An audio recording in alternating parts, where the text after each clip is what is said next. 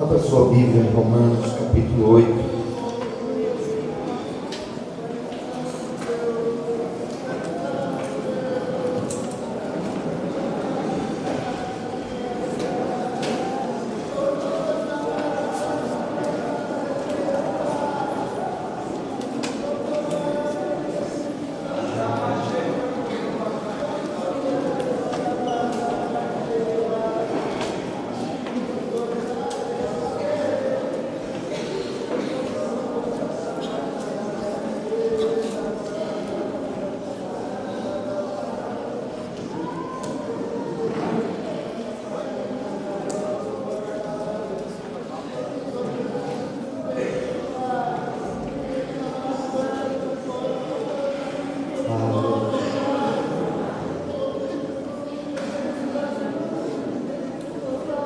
Romanos capítulo 8, versículo 1 diz assim, versículo 12: porque o Espírito da lei da vida, do Espírito da vida em Cristo Jesus te livrou da lei do pecado e da morte.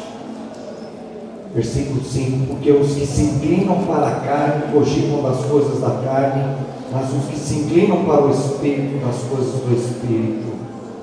Porque o pendor da carne dá para a morte, mas do Espírito para a vida e paz. Romanos, ele fala de duas leis. Uma é a lei do pecado e a outra é a lei do Espírito. A lei do pecado traz o quê? Morte. E a lei do Espírito traz vida e paz. Irmãos, nessa noite, se nós só conseguimos entender isso, que o pecado traz morte. Repita comigo: o pecado traz morte.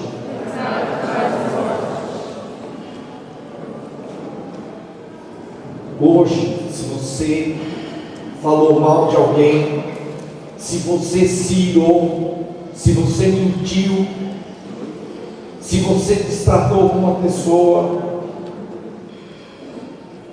se você teve pensamentos impuros, nesse exato momento algo morreu, porque o pecado traz morte. Isaías 59 diz: mas as vossas iniquidades fazem separação entre vós e o vosso Deus, e cobrem o rosto de vós para que vós não ouçam. A palavra pecado significa separação. Quando você morre, seu corpo separa do seu espírito, da sua alma. Então, quando Isaías diz que as vossas iniquidades fazem separação, significa traz morte, algo morre. E nós achamos que podemos pecar e que no nosso caso será diferente. Mas não é verdade, irmão. O pecado vai destruindo as nossas vidas. Por isso que muitas vezes você não tem mais prazer em ler a Bíblia, não tem mais prazer em orar, não tem mais prazer de estar na igreja, porque você está cheio de trevas e morte. Quando foi a última vez que você se arrependeu, que você se quebrantou, que você confessou um pecado? Quando foi? Ontem? Ou uma semana atrás? Um mês? Ou um ano atrás? Sabe, muitas vezes nós estamos vivendo meses sem nunca se arrepender de um pecado. Será que nós estamos vivendo uma vida tão santa, tão pura assim? Eu acredito que não. Mas o que isso mostra? Mostra que nós não estamos mais sensíveis ao pecado. E nós não percebemos, mas o pecado traz morte.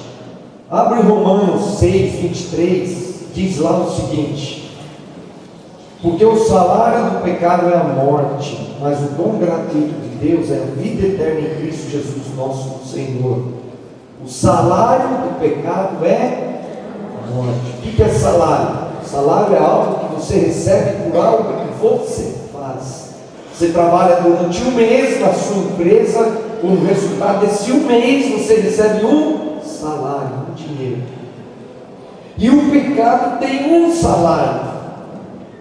Quando você peca, você recebe um salário que se chama o quê? Morte. Vamos abrir em Tiago, capítulo 1, versículo 13. Tiago, capítulo 1, versículo 13. É bom você abrir a sua Bíblia e ler. Ninguém ao ser tentado diga, sou tentado por Deus, porque Deus não pode ser tentado pelo mal, e Ele mesmo a ninguém tenta. Ao contrário, cada um é tentado pela sua própria cobiça, quando esta o atrai e seduz. Então a cobiça, depois de haver concebido, dá à luz o quê? O pecado. E o pecado, uma vez consumado, gera o quê? Olha a sequência. A cobiça, depois de haver concebido, dá à luz o pecado. E o pecado, uma vez consumado, gera o quê? Será que nós temos que fazer um curso de teologia para entender o que esse texto está dizendo? Ele está dizendo o que os outros textos dizem, que o pecado traz morte. E por incrível que pareça, muitas vezes, lá no fundinho a gente acha que conosco é diferente, ou vai ser diferente. Mas eu quero dizer para vocês, irmãos, não é. Não é. O pecado traz morte. Sabe, tem gente que está acostumado todo dia a falar mal de alguém, achar isso normal. Isso é pecado. E a palavra de Deus diz que os maledicentes não herdarão o reino do céu.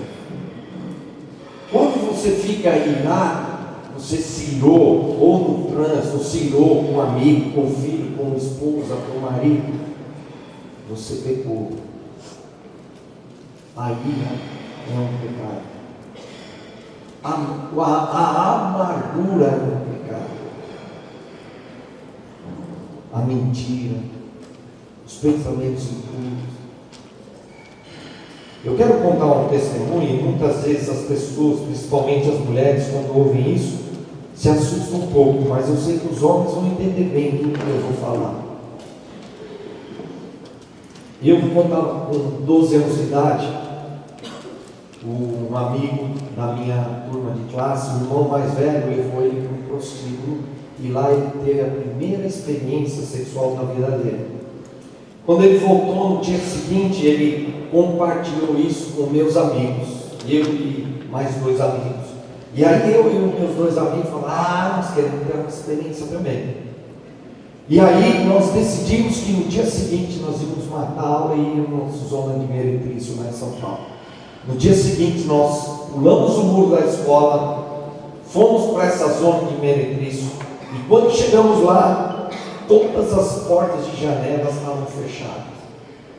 Nós estudávamos de manhã, não sabíamos, né? As prostitutas trabalham a noite toda, de manhã elas estão dormindo. E nós, batendo, ninguém abria a porta. E eu lembro que ao longe tinha uns homens olhando para nós, todos uns pivetinhos lá batendo na porta lá das prostitutas. E eles começavam a dar risada da gente. E a gente sabia que estava fazendo coisa errada, ficava com vergonha. E aí nós estávamos andando e vimos uma porta aberta, uma escada comprida assim. Aí eu fui na frente, nós fomos subir. Quando nós chegamos lá em cima, tinha uma prostituta com beijão, assim, toda cheia de espinho. Eu me assustei, estou descendo correndo. E naquele dia,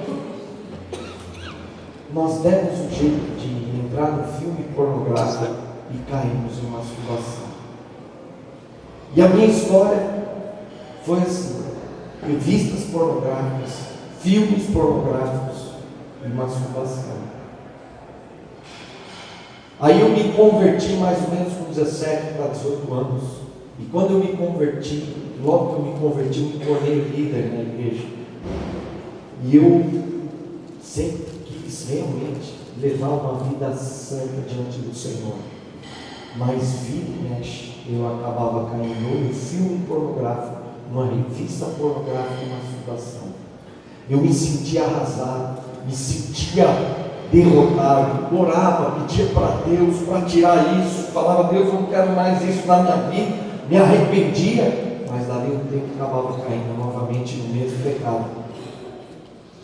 Eu participei de uma equipe chamada Vencedores por Cristo, que na década de 70, 80 era um dos melhores ou maiores grupos musicais evangélicos. E eu lembro que era um sábado à tarde, à noite nós íamos ministrar numa igreja, e eu estava assistindo um programa na televisão, estava meio abrasado aqueles dias, e o que aconteceu? Acabei caindo em masturbação. E à noite eu fui testemunhar e falar do que Deus estava fazendo na minha vida. Eu me senti um hipócrita. Falava: Saulo, como é que você pode fazer uma coisa dessa? Não pensa que eu achava normal. Eu ficava triste, ficava arrependido, me sentia mal e pedia para Deus: Deus, eu não quero mais isso. Orava. Mas o que acontecia? Dali um tempo caía novamente. Aí eu estava namorando, e quem hoje eu namorei com uma menina que hoje é minha esposa. E eu aprendi em Vencedores por Cristo de ter um namoro santo, namoro puro.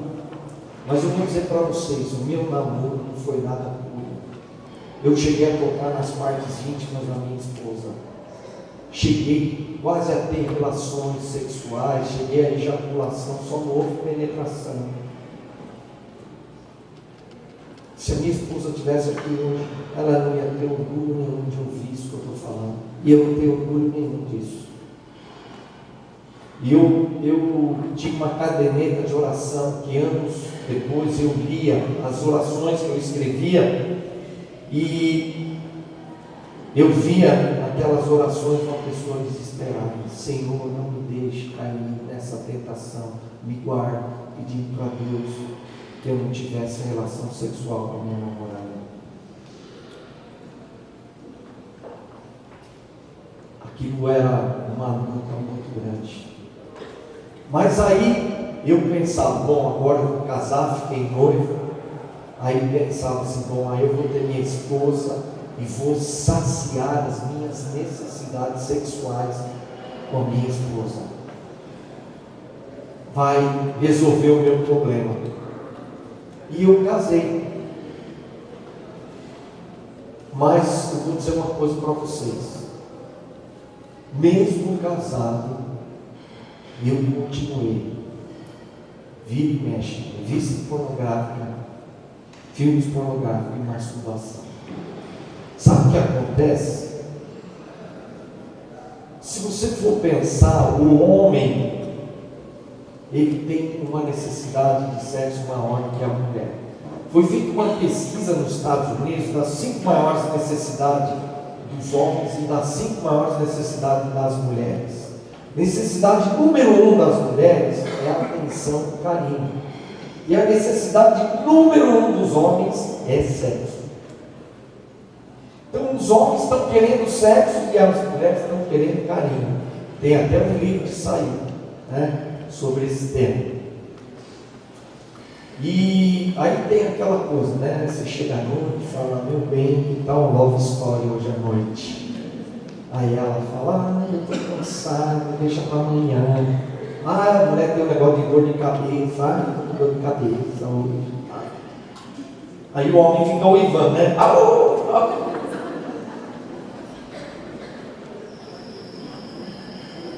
Dá muita briga aí. Então eu mesmo casado, eu continuei, sabe, caindo em masturbação, filmes pornográficos e revistas pornográficas. Era líder na igreja. Me arrependia, pedia para Deus, falava: Senhor, a última vez, não era a última vez. Aí eu fui para Pompeia, onde tem a Universidade da Família. Eu fui para ser pastor de jovens.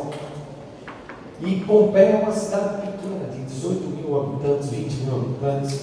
Quando eu cheguei ali, então era uma cidade pequena, eu me sentia mais seguro, porque você não ia comprar uma revista pornográfica lá na banca, ou naquela época não tinha internet, você tinha que ver DVD ou cinema pornográfico, então era muito difícil. Então, quando eu estava lá em Pompeia, eu estava mais seguro. Mas quando eu vinha para São Paulo, me dava aquele negócio, e aí eu acabava indo no cinema pornográfico, ou comprando uma revista pornográfica, e caí numa situação. Aí eu falava: nossa, Massal, você é um pastor de jovens, como é que você tem coragem de fazer uma coisa dessa? Eu orava, me arrependia, pedia perdão para Deus, pedia para Deus me dar controle. Mas vira e mexe eu estava caindo. E aí eu fiz, lá em Pompeia, nós tínhamos a Universidade de Família, tinha um curso de casados. Eu fiz o curso uma vez, 2 vezes. Cada vez que eu fazia o curso, aprendi alguma coisa. Mas na terceira vez que eu fiz o curso, na lição de sexo dizia assim, essa lição já mudou, não é a mesma, mas na época a lição dizia que quando nós temos pecados escondidos, é como se a gente abrisse portas para que espíritos designados nos oprimissem, nos torturassem, para que a gente tivesse medo, vergonha e ficasse escravizado naquele pecado. E eu tinha muito medo, muita vergonha que as pessoas pudessem descobrir isso. Imagina, pastor Massal era um cara muito legal, né? Uma pessoa de Deus, tal. Se as pessoas descobrissem isso, que vergonha. Eu tinha medo. Mas sabe que a lição dizia: você não pode ter pecados escondidos na sua vida. Você está abrindo portas para ser oprimido, para ficar escravizado. Qual era a solução? Trazer à luz o pecado.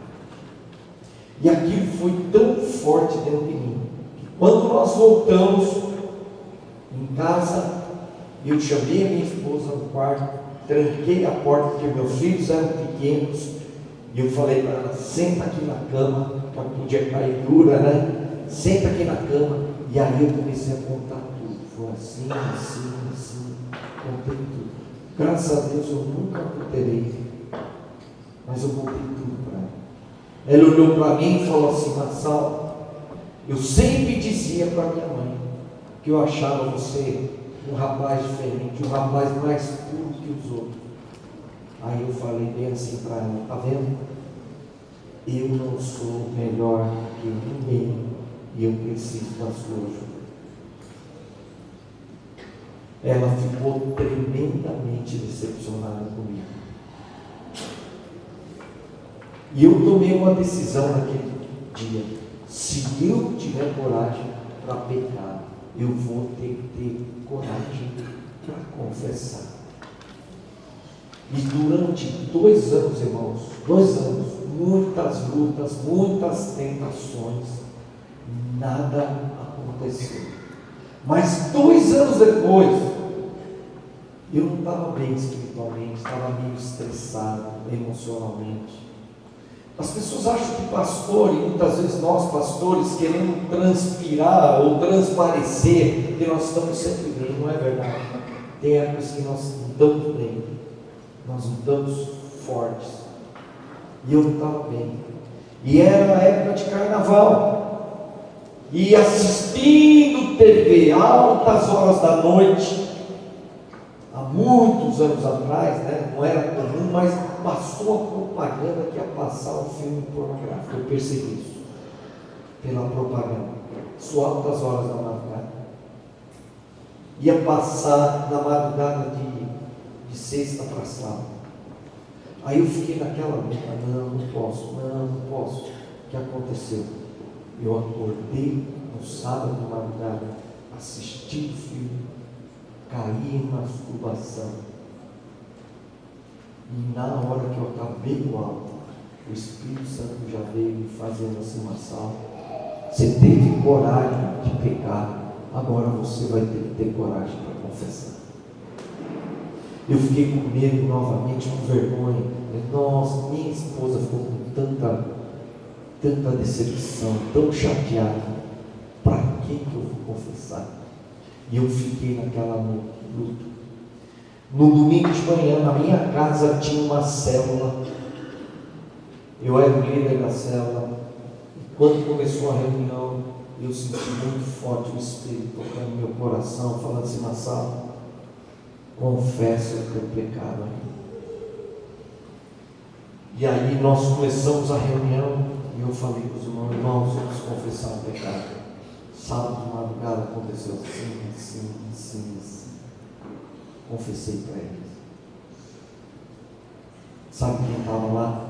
A minha esposa, meu irmão, a minha cunhada e vários discípulos.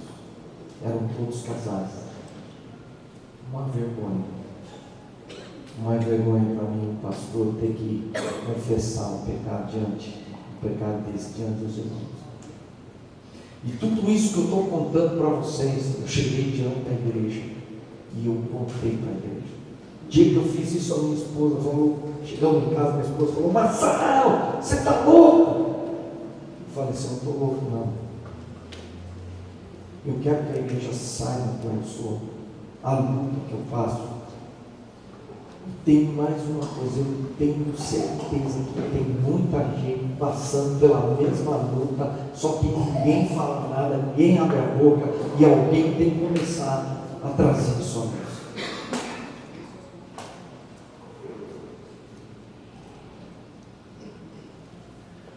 Há muitos anos atrás, eu estava em Brasília ministrando, o Asaf estava lá, o Kleber Lucas estava lá, e era um sábado de manhã. O Asaf ia ministrar o louvor e eu ia ministrar a palavra. Eu acordei 7 horas da manhã, tomei banho, e aí eu liguei a TV para ver o que os pregadores lá de Brasília estavam pregando. E quando eu estava virando o canal, eu caí no canal, estava passando um filme pornográfico. Aí eu mudei, voltei e fiquei assistindo aquele filme. Foi cerca de 3 minutos, 5 minutos, o filme estava no fim. Mas quando eu desliguei a TV, o Espírito Santo já veio dizendo: Marçal, você teve coragem de pecar, você vai ter que ter coragem para confessar agora. Aí eu fiquei com aquele peso. E para que eu vou confessar aqui? Aí veio um casal nos pegar. Eu e o Asaf sentamos na porta, no banco de trás, nós íamos conversando, e eu pensei assim: vou confessar para ele. Só que eu não tinha muita amizade com ele naquela época. E aí eu fiquei quieto, fiquei com medo, com vergonha. Chegamos num lugar, o Asaf veio na frente, começou a ensaiar, e eu fiquei na última fileira, lá no fundo, era um auditório para 1000 pessoas. Eu ficava com a mão no rosto, orando, pensando: e agora, o que eu faço? E aí me veio uma tentação: eu vou fazer o seguinte, é uma emergência, não tenho ninguém aqui de confiança, eu vou fazer uma exceção, dessa vez eu peço perdão para Deus e vou ministrar assim mesmo, mas depois eu nunca mais vou fazer essa exceção. E aí vinha um pensamento: Marçal, por onde passa o boi, passa uma boiada. E eu fiquei naquela luta. E aí o Asaf começou o louvor, e eu ergui a mão, tentava adorar a Deus, mas quando eu fechava os meus olhos, aquelas cenas pornográficas vinham na minha mente, eu não conseguia adorar a Deus. Aí acabou o louvor, deram uns avisos e me chamaram na frente. Eu lembro de subir aqui pela esquerda. Quando eu cheguei aqui na frente, veio uma coisa bem forte dentro de mim. Eu tive coragem de continuar assim. Cheguei diante de todo mundo, falei: irmãos, hoje de manhã aconteceu assim. Chamei os pastores, estavam lá presentes para orar por mim. É fácil não? Não é. Quando eu voltei para a minha igreja, na primeira reunião que eu tive com os meus líderes, eu cheguei diante deles e falei: irmãos, lá em Brasília aconteceu assim, confessei tudo para eles.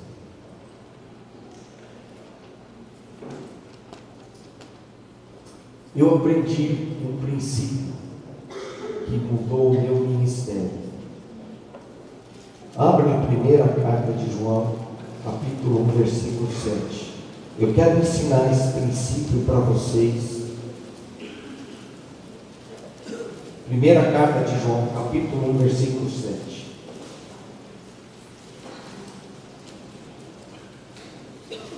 Diz assim: se porém andarmos na luz como Ele está na luz, mantemos comunhão uns com os outros, e o sangue de Jesus, seu Filho, nos purifica de todo pecado. Essa expressão, se porém andarmos na luz como Ele está na luz, mantemos comunhão uns com os outros, e o sangue de Jesus nos purifica. Essa expressão, andar na luz, John Stott, que é um grande estudioso da palavra, que já faleceu, ele traduz essa expressão como nada a esconder, transparência, sinceridade absoluta. O que significa andar na luz? Luz se opõe a trevas. Trevas simboliza o pecado, e a luz, aqui no contexto, a santidade. Se eu apagar a luz aqui, eu posso roubar o microfone, o notebook, o teclado, posso roubar os pratos, ninguém vai ver, porque está nas trevas, está escuro. Mas andar na luz é isso aqui, ó, vocês estão me vendo, tudo que eu fizer, vocês vão enxergar. Então, andar na luz é não ter nada escondido, não ter pecado escondido, nada a esconder, ter transparência. E um dos grandes desafios que eu tenho colocado na nossa liderança é andar em transparência. Eu fico vendo que alguns pastores que eu conheço, de repente eu fico sabendo: o fulano sumiu de casa, fugiu com uma mulher. Já ouvi vários casos assim. Sabe o que acontece com esses caras? Não aconteceu um dia assim, ele acordou de manhã e fala: eu não vou mais querer viver essa vida, eu vou fugir com uma mulher. Aconteceu assim. É um processo no coração das pessoas. Só que as pessoas não têm coragem de abrir o coração. Então a gente diz assim: é melhor você confessar uma tentação do que ter que confessar um adultério. Então, como é que nós vamos andar na luz? Tiago, capítulo que estava lá o texto, Tiago capítulo 5, versículo 16, diz o seguinte: confessai, pois, os vossos pecados uns aos outros, e orai uns pelos outros, para seres curados. Muito pode, por sua eficácia, a súplica do justo. O contexto de confessar os pecados aqui é o contexto de cura física. Mas se para curar o físico você precisa confessar os pecados, quanto mais na alma e no espírito nós não temos que confessar os nossos pecados. Só que nós perdemos esse costume que Tiago nos exorta a fazer, de confessar os nossos pecados uns aos outros. Esse é um grande desafio para nós.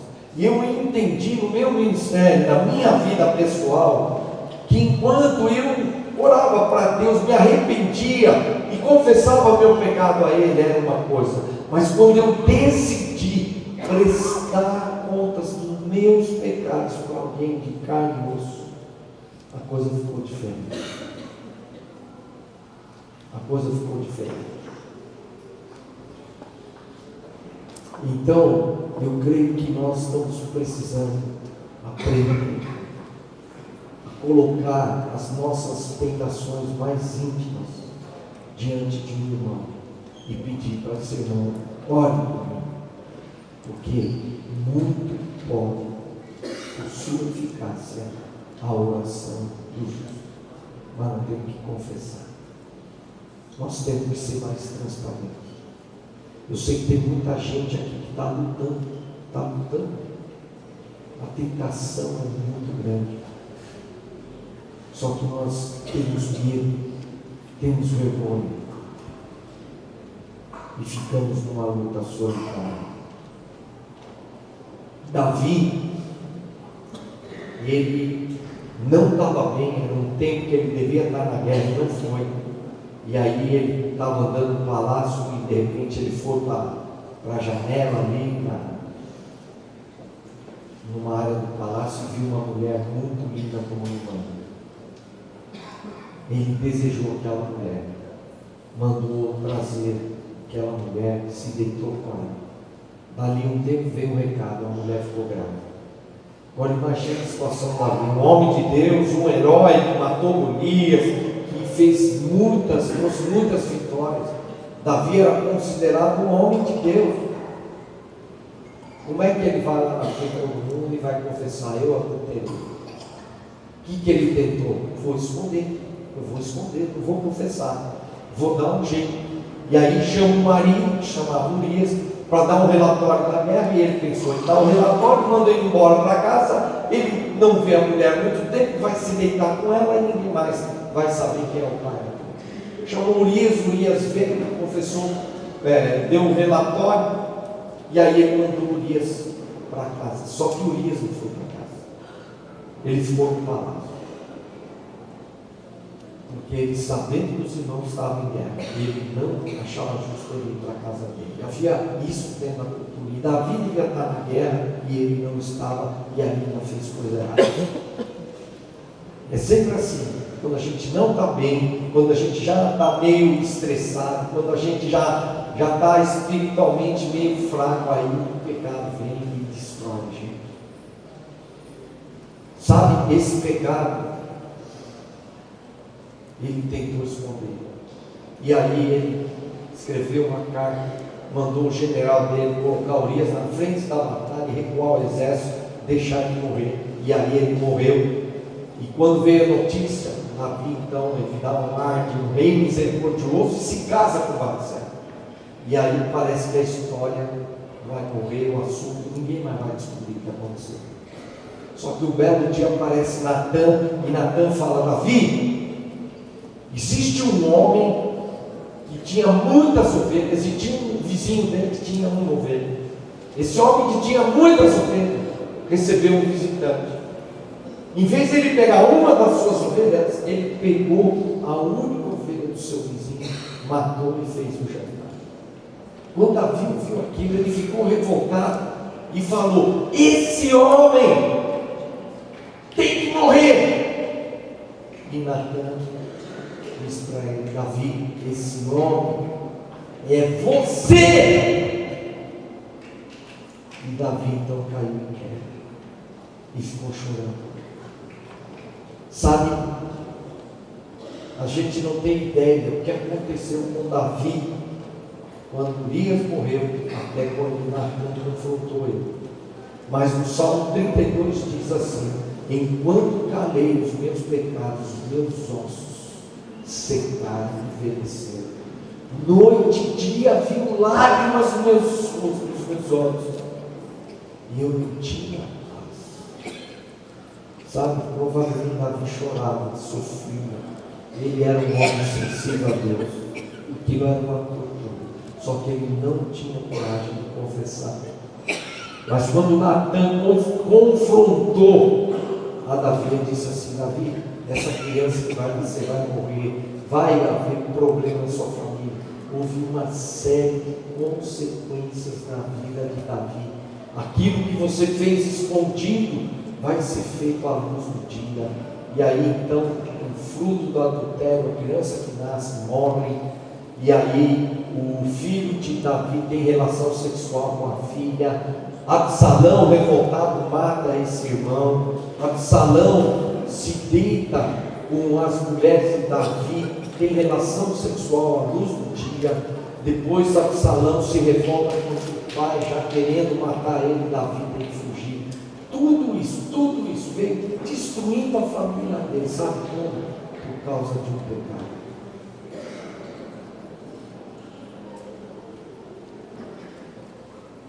Irmãos, pecado traz morte. Pecado traz morte. E eu quero que você que está aqui nessa noite, você não endureça seu coração. Sabe, nós temos medo, nós temos vergonha, e talvez o maior pecado que nós temos que vencer hoje é o nosso orgulho. O nosso orgulho. O que os outros vão pensar? O que os outros vão falar? Eu tenho visto aonde eu vou ministrar. As pessoas têm mais coração duro, são os líderes, os pastores. Deus tem colocado um peso na minha vida para pregar sobre santidade. E nós temos que começar a chamar o pecado de pecado. Os pensamentos impuros, a maledicência, a ira, a rebeldia, a mentira. Nós temos que nos quebrantar na presença de Deus e falar: Senhor, tem misericórdia de mim. Eu sou pecador. Fica de pé.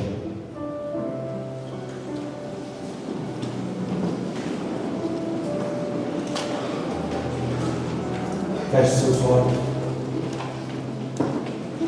Senhor, nessa noite eu quero pedir que teu Espírito Santo quebre todo medo, toda vergonha, toda soberba agora. Que haja liberdade nesse lugar. Todo medo saia, toda vergonha. Que o Senhor traga quebrantamento em nossos corações.